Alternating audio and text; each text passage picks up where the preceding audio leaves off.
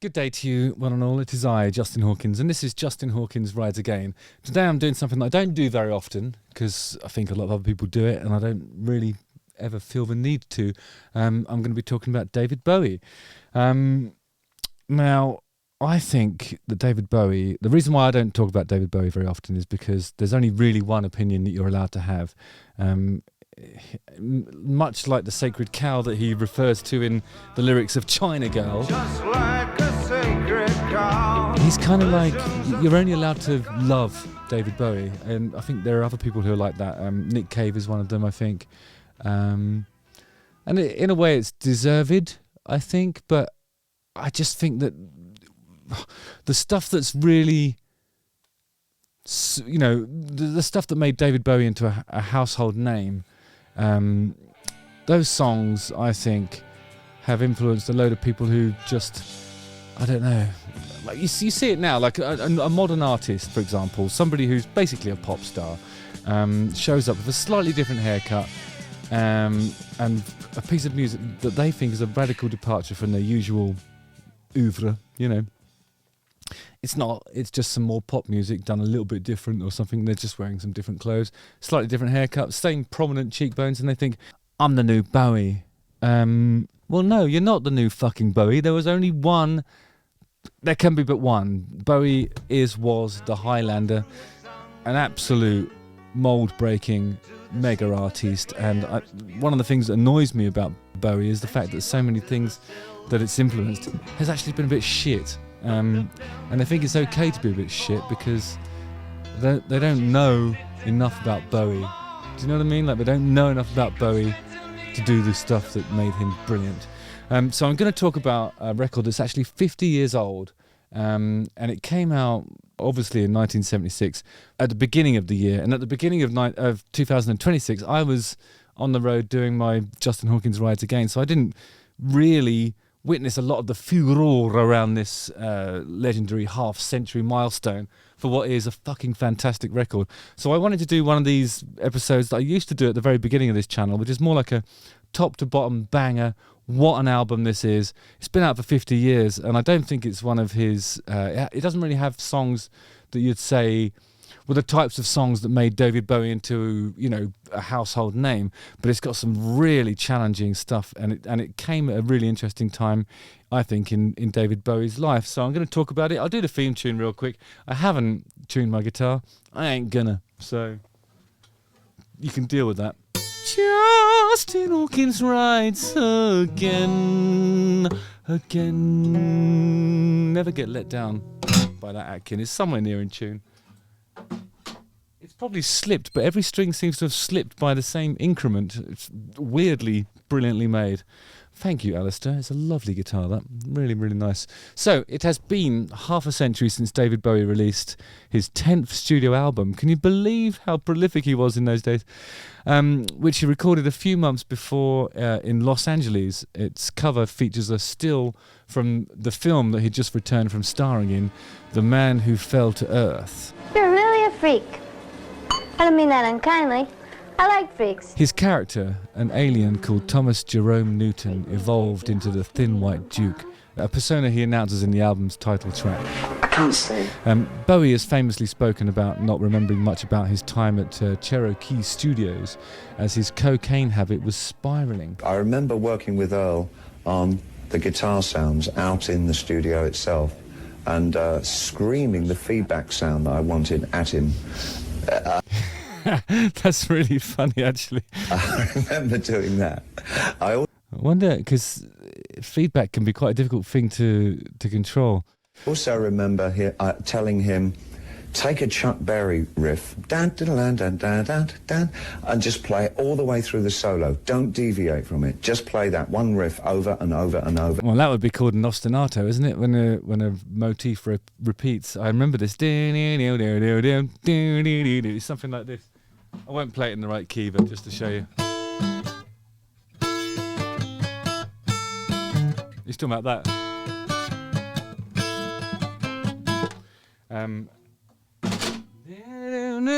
and then the chords move around that. But again, even though the chords are changing underneath, just keep it going.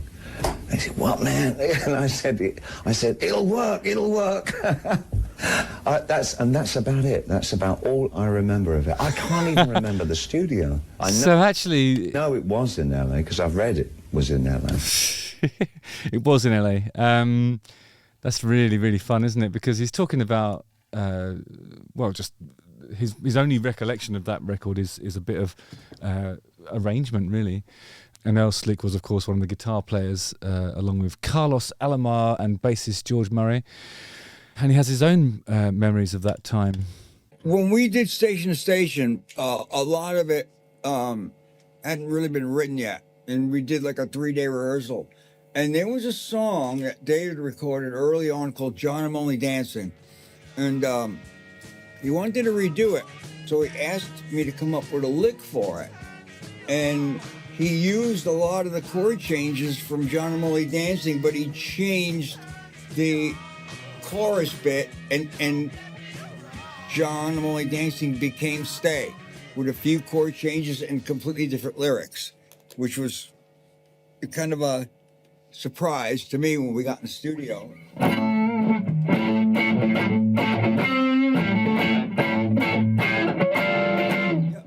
That sounds amazing.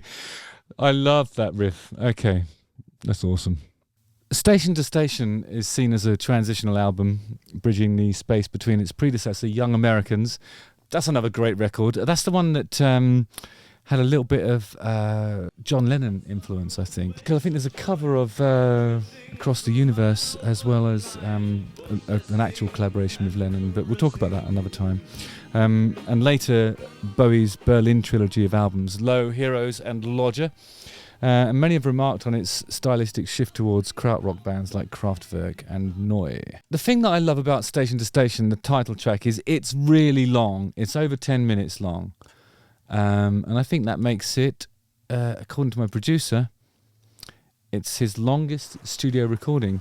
The first, a long section of it before any music starts.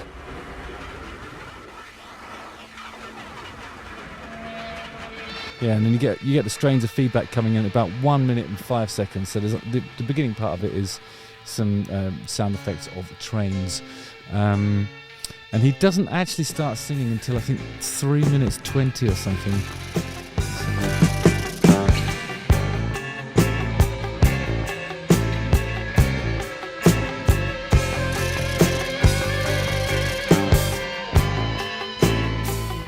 Alright, this is really cool. It's has a little bit of an echo of what one of the guitars are doing in Fame. But, before he starts talking about that thin white Duke and referring to the character from The Man Who Fell to Earth, I want to just talk about, because the way this song is arranged is there's somewhat of a suite. There's sort of 2 or 3 really distinct parts of it. And sometimes when you see that, I listen to those things and I think, well, actually, maybe that's because one of the lesser writers, who is a more, powerful part of the touring unit, it might be the singer, for example, has been a lesser contributor to the majority of the track, but wants to be, part or across all of the different elements. It might be 3 different, songwriters who have contributed these whole sections, and then what happens is he gets a bit of publishing, or they get a bit of publishing from the other parts, and it can be quite a cynical exercise. And you can always tell when it's like that because the transitions between the different sections are completely clunking and they don't really belong together. But Station to Station echoes back to that Thin White Duke line, and it has this kind of, that's an anchor point, but it's not a refrain as such. It comes back to it when it's granted, and then it goes off somewhere else, and you can absolutely telegraph those. They telegraph those changes somehow. I'm not quite sure what mnemonic device they've used to actually make that work, but you can feel those things coming, and it doesn't feel like a 10-minute song. It feels like it's just natural, super, super immersive. There were mountains on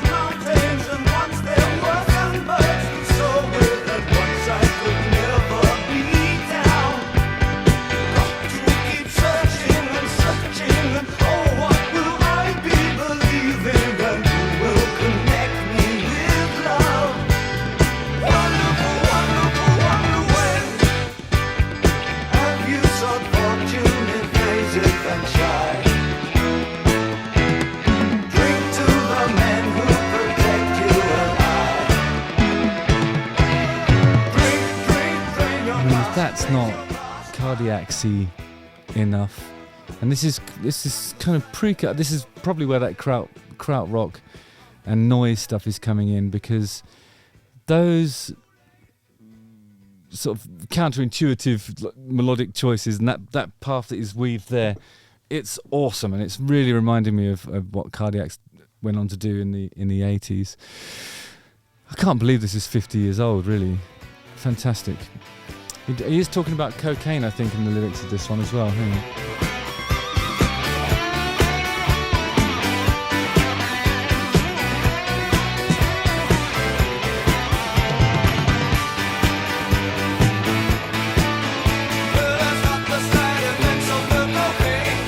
Starts 8 minutes 20 something. He starts talking about the side effects of the cocaine. There's a really lovely article that reprises a memoir from Glenn Hughes, who I think is, I've talked about Glenn Hughes before, he's one of my favourite singers, an artiste, a great bass player as well. He was friendly with David Bowie at this period of Bowie's career and life.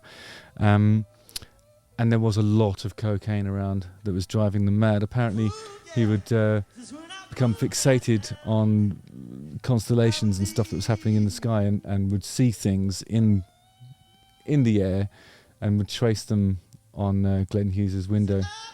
In a cocaine stupor, I suppose. Would you call it a stupor? I wouldn't call it a stupor. I'd call it like a paranoid frenzy of some sort. But they all survived it, and went on to make some unbelievable music. The second track from Station to Station, and then the reason why I started listening to this album, I started listening to this album in 1991, and the reason was Golden Years. I heard it because it was the theme tune to Stephen King's mini-series, The Golden Years, which was about a janitor who was working in a chemical factory who was exposed to some what they called exotic chemicals, and it made him gradually get younger, fitter, stronger, but actually it was reversing the aging process. And that's what Golden Years, the Stephen King mini-series, was about. And it had Golden Years by David Bowie as the theme tune. So that was my in. An amazing synchronization 15 years after it was originally released. It's just such a brilliant song. Don't let me hear you say life's taking you nowhere. Angel, come up, baby. Look at that sky, life's begun. Nights are warm and the days are young. Come up, baby. There's my feet that lost, that's all. Once I'm begging you, save a little soul.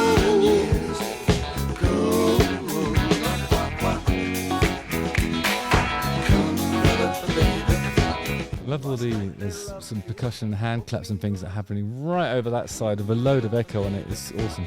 Last night they loved you, opening doors and pulling some strings. Angel, come up, baby. Then walk luck and you looked in time. Never looked back, walk tall, act fine. Come up, baby. I'll stick with you, baby, for 1,000 years. Nothing's gonna touch you in these golden years. Golden Years was released ahead of the album, with a sound that would have been at home on Young Americans. I actually think that's true about some of Station to Station too. It was commercially successful, but perhaps not reflective of what was to follow on the forthcoming album. It is sort of a slightly anomalous track, but it's just so welcome when you hear it amongst all this other stuff. Because there's quite a bit on this Bowie record where he's kind of crooning. I don't want to get the guitar out and analyse this stuff, because I actually think it's more important that we all come back to this record, or if you haven't listened to it before, I've been listening to it on runs lately, because it's just, I don't know, it's just so impressive that he's managed to get like a 10-minute song, a 6-minute song, another 6-minute song, and another 6-minute song on there, and none of it outstays its welcome. How is he doing that? How does he do it?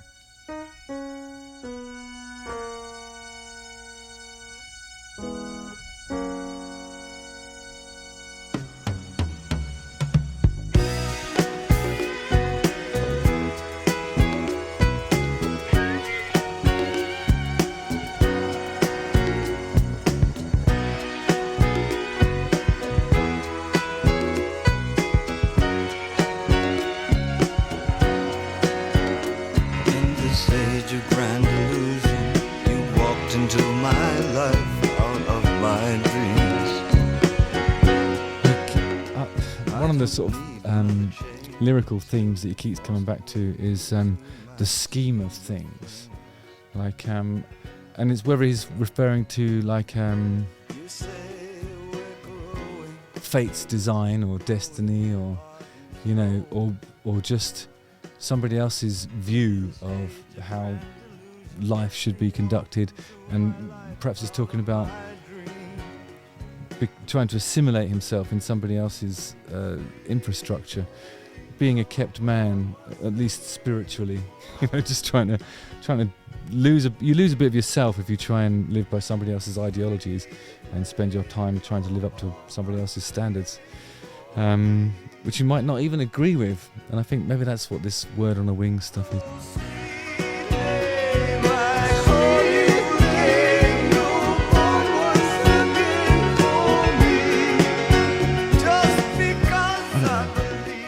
I interpret it as somebody who's kind of like trying to figure out where he fits in, really. But you never know with Bowie. Like he had some interesting like techniques for lyrical approaches. Some of it was that cut up thing where you slice up bits of a newspaper, throw it into a hat, pull out words, and then string some sort of narrative through them, or just say them. But yeah, Word on a Wing feels a bit deeper than that. But it's beautiful, and it is one of those things where he's properly crooning. It gets a little bit Scott Walker, and when I say that, I mean that in a wonderful way. I'm a huge Scott Walker enthusiast. I'll do an episode like this on probably Scott 2 or Scott 4 or 1 or 3 or some of the more challenging art stuff towards the end of it. TVC 15 was released as the second single from the album, and the lyrics refer to a hallucination experienced by Iggy Pop, in which a character's girlfriend is eaten by a television. So yeah, I think TVC 15 is a channel.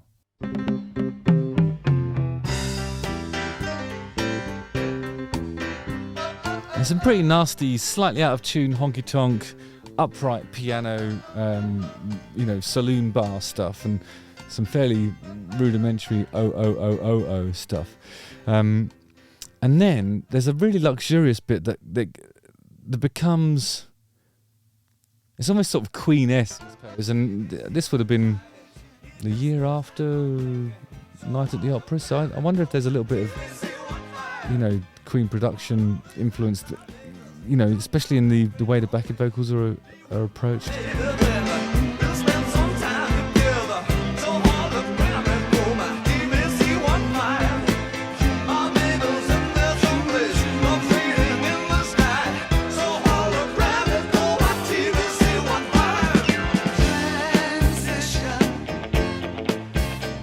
So I think there's Beatles there. Transition. Some stuff over there. And then I think, my TVC 15. That stuff's really dramatic.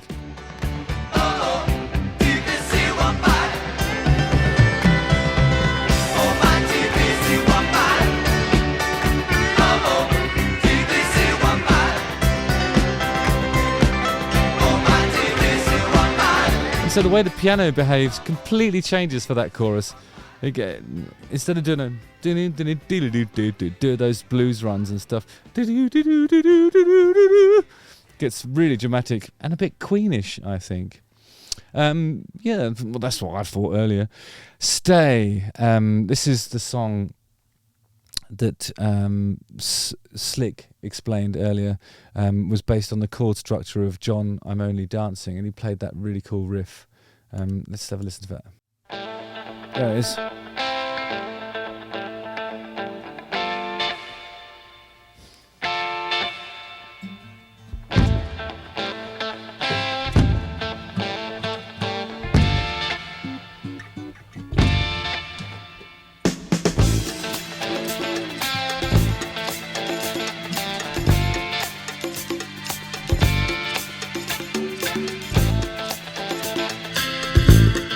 Lovely 70s cop show percussion there in the form of some bongos and whatever the other smaller hand patted. I don't know much about bongo, to be honest. All I know is I like the sound of it. It's provocative percussion in the Enoch Light and the Light Brigade sense.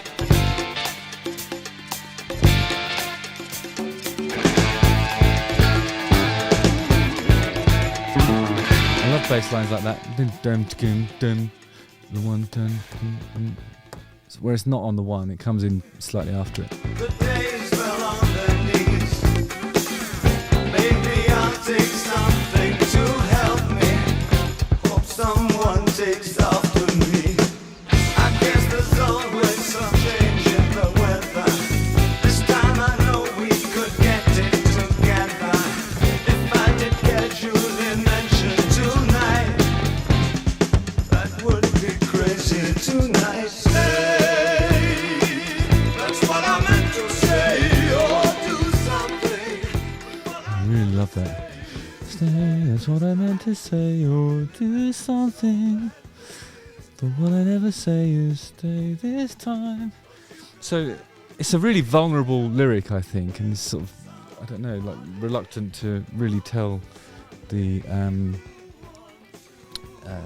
his paramour how he feels. If it's about that kind of stuff anyway, who knows? You never know with him. Brilliant.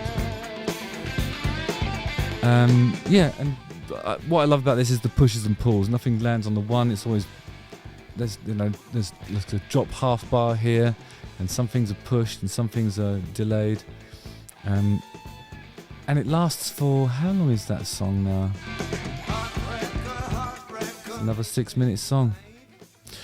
Anyway, the last song on the album is probably the reason why I'm doing this episode, if I'm honest, because I listened to it a little while ago, and I thought, well, this is really interesting because it's kind of, it started off, it was originally written for a film in 1957, which was also called Wild is the Wind.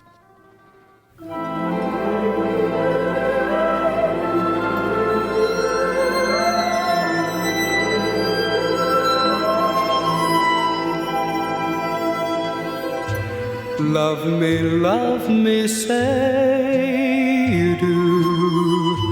Let me fly away with you, for my love is like the wind, and wild is the wind. So that's how it started. Johnny Mathis doing it, so you know there's not much space in between. He doesn't let the track breathe or anything. And then Nina Simone completely reimagined it. And when did she do this? So this is 9 years later, or 10 years later actually.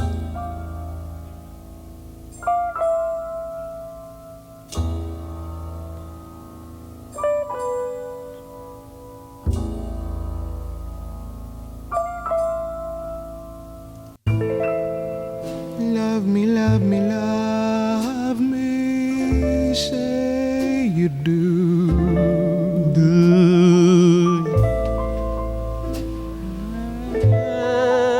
Let me fly away with you,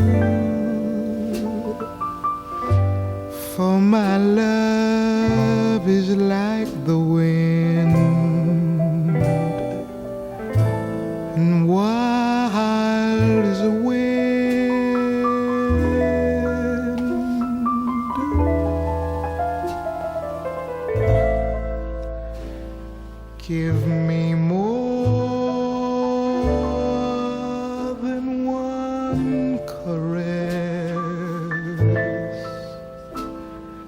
So even though you've got Johnny Mathis and Nina Simone doing like two really contrasting approaches to that song, I think Nina Simone's one has a vast quantity of space in it, and it's really like a sort of jazz backing. There's the easy listening 50s one with Johnny Mathis is a bit more of a kind of Enoch Lighty easy listening thing. So you've got easy listening jazz, and then you have 10 years after the Nina Simone comes David Bowie's version, and for me it is the definitive version of Wild is the Wind. I love the guitar sound. I love the way the band carries this thing forward with like a slightly funky and urgent backing. It has a lot of the space, but not as much of the space.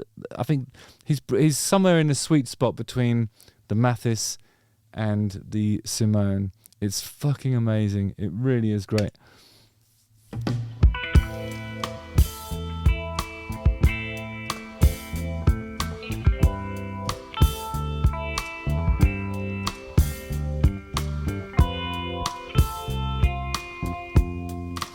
And what really I find staggering about this is like when you listen to a lot of the sort of Bowie oeuvre, you sort of think, well, he's never really getting out of second gear unless he's, you know, providing dynamics in his vocal performance that are to do with the affectation of his voice and like and you know, expressing stuff with a bit of distortion and a bit of despair at the end, like a despairing yelp at the end of certain lines. But in this song you've got him properly crooning, and he's using his head voice in places, and it builds and builds and builds, and I think, you know, bands like Suede, for example, and I'm a huge Suede fan, I love Suede, so I think this is probably one of the things that would have informed the Suede, or for those of you who live in America, the London Suede. This would have informed a lot of their blueprint, I think.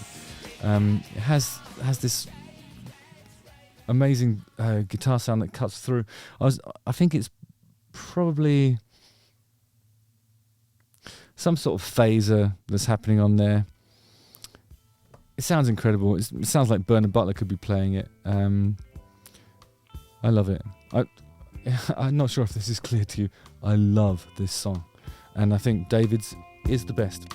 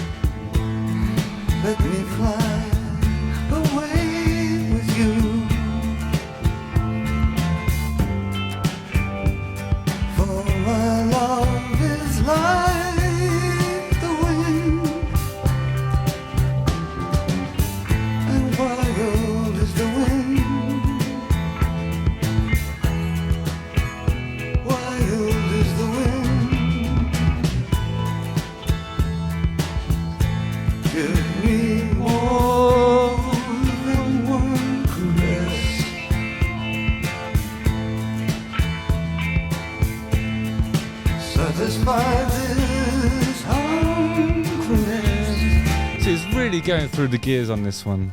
I'll skip through to the last bit of singing that he does, because he hits this high note and holds it for ages, and it's fucking beautiful.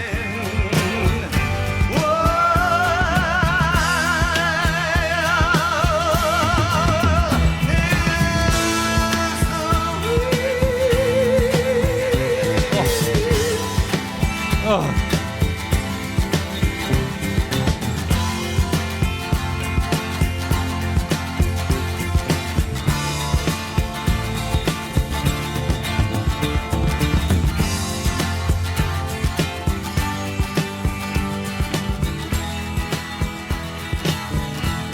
I mean, for you sort of hear the anecdotes around this particular body of work and how unprepared everybody claims to have been, but that sounds like a band that's hot and like I suppose the excitement of them discovering these arrangements and you know, being on the same frequency, I suppose, as their collaborators, and everyone being as fucked up as one another, and getting something like this over the line under what must have been difficult circumstances, if there's all that paranoia with the cocaine and so on and so forth. What an amazing record. So yeah, I haven't bothered to dissect any of it or talk about anything musical, because I think this is a vibe, to coin an expression that I've heard my daughter using recently. It's a vibe.